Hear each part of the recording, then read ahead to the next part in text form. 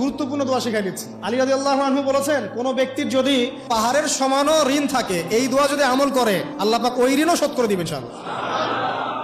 ঋণ কেমন জানেন? ওই যে এখন মানুষ ঋণ নিচ্ছে 1 কোটি টাকা ব্যাংক থেকে, 2 কোটি টাকা ব্যাংক থেকে, হ্যাঁ, কত বছর, 10 বছরের জন্য, 20 বছরের জন্য বাড়ি করছে, তাই না? তার ধারণা এমন যে সে মারা গেলে তার ঋণটা কেউ না কেউ শোধ করে দিবেই দিবে, তাই তো? আর আল্লাহ রসুল কি বলছেন দেখেন, একজন মারা গেছেন, নবী সাল্লাল্লাহু আলাইহি ওয়াসাল্লামের সময় একজন মারা গেছেন। তো নবী করিম সাল্লাল্লাহু আলাইহি ওয়াসাল্লাম বলছেন, এই ব্যক্তির কি কোনো ঋণ আছে?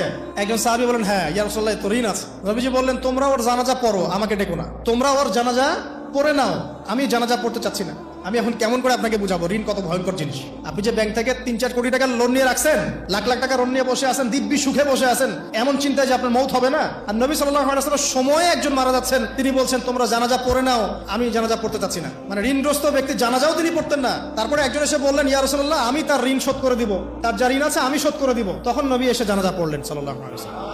তা আপনার এই কোটি কোটি টাকা ঋণ শোধ করার লোক তো রেডি আছে নাকি? আছে না?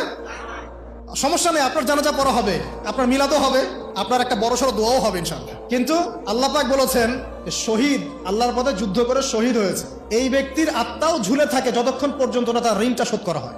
এবার বলেন আমি কি বুঝাবো আপনাকে? আর কিছু বলতে হবে? তো এখন সেই দোয়া শিখাচ্ছি আপনাদেরকে, যে দোয়া শিখলে আপনারা ঋণ থেকে বাঁচবেন ইনশাআল্লাহ। কত দিবেন বলেন? আচ্ছা, হ্যাঁ, এই তো, শুকরিয়া।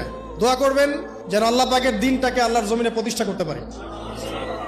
আমার সাথে বলেন, দোয়াটা হচ্ছে, আল্লাহুম্মা ইকফিনি বিহালালিকা আন হারামিকা ওয়া আগনিনি বিফদলিকা আম্মান সিওয়াকা।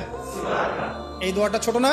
এটা মুখস্থ করবেন, সেজদায় পড়বেন, নামাজের সেজদায় পড়বেন, আত্তাহিয়াতু দরুদ শেষ তারপরে পড়বেন, নামাজ শেষে হাত তুলে করবেন, যখন তখন শেষ রাতটা করবেন, ইনশাআল্লাহ দেখবেন আপনার ঋণ বলতে কিছু থাকবে না ইনশাআল্লাহ। যদি থাকেও, বড় কোনো ঋণ থাকেও, আল্লাহ পাক অন্য কোনো মাধ্যমে এটা শোধ করার ব্যবস্থা করে দিবেন ইনশাআল্লাহ।